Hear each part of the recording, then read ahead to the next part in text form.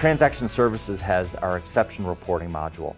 When Transaction Services first started building these suites, we didn't think that we were going to have much demand for chargeback responses. But what we found was that the existing industry standard was below par for what we expected for our merchants to have.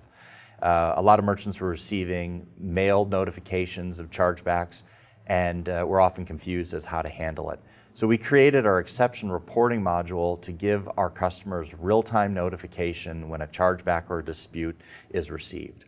First and foremost, we email our customers when a chargeback is received, so they're given real-time notification of a chargeback, but then that email contains a link that allows them to log into our systems where they can search over any date range for an exception.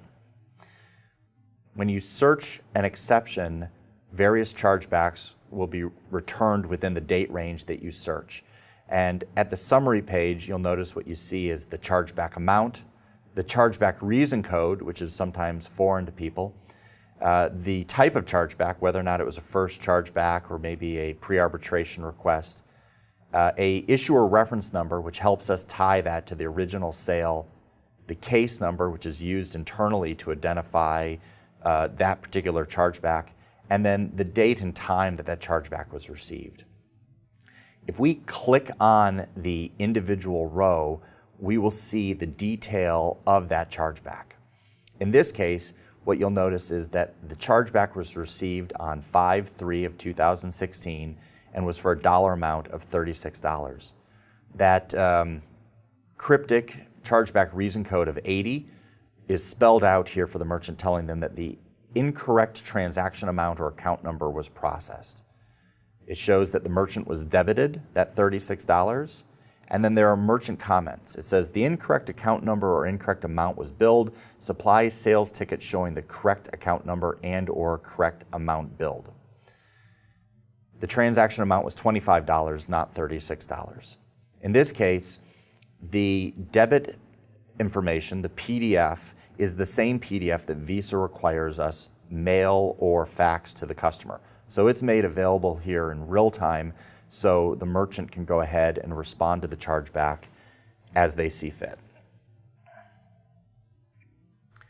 If I look at an older chargeback, or let me actually look at a reversal.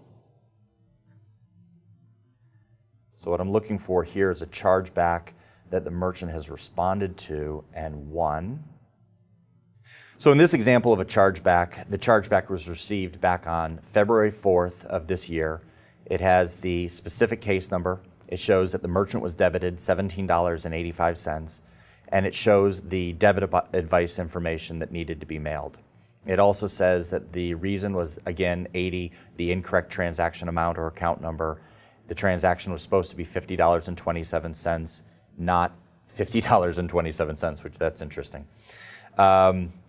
First reversal has a different case number, and this is where the merchant has gone ahead and responded. And so the merchant can respond by either uploading their documents from our portal or by faxing them in at the fax number that was included on the Visa mandated letter. At that point, you'll notice that we very clearly indicate that the merchant won this chargeback with the green dot. The bank was debited and that the merchant was credited. It shows the date that this was reviewed and then resolved. And all of the merchant documentation is included, as is the bank representation and the transaction information. One common question that we get about chargebacks, especially when a merchant is preparing to respond to it, is, I don't recognize this original transaction. When did it happen? We use the acquirer response number to link back to that original sale. And so at the top of every exception detail page, you have a link that says View Original Transaction. When you click that View Original Transaction, it sends you back to the original sale that happened, including an exception node at the bottom that shows that these exceptions were received and processed. We also have two other options on our exception detail page that can be used by our merchants. One says send a response note. This pops open a small window that allows the merchant to type a response to the answer. The value in this is that when you save this note, it automatically creates a PDF that has all of the required information at the top of the page, the case number, the original transaction number, the dollar amount, the merchant information, and uploads this directly to the card brands so the card brands can very quickly get a response. The value of this note page isn't just for your own placekeeping to know what you were responding to, but because it allows you to, in a very easy manner, respond to a chargeback without having to go create a Word document, save it, print it, sign it, scan it, and send it in. We also give you an option for do not pursue. A lot of times merchants might say that a chargeback was actually valid. Maybe they recognize that they weren't supposed to charge a customer at a certain time. So they don't want to fight that chargeback, they just want to accept it. So customers would call and ask us, what should we do when a chargeback is valid? We added a do not pursue button, and when you click that, it prompts you for the question to say, are you sure you want to do that? And if you do, it has you sign stating that you accept this chargeback, in which case the chargeback is then immediately closed and you don't have to worry about it any longer.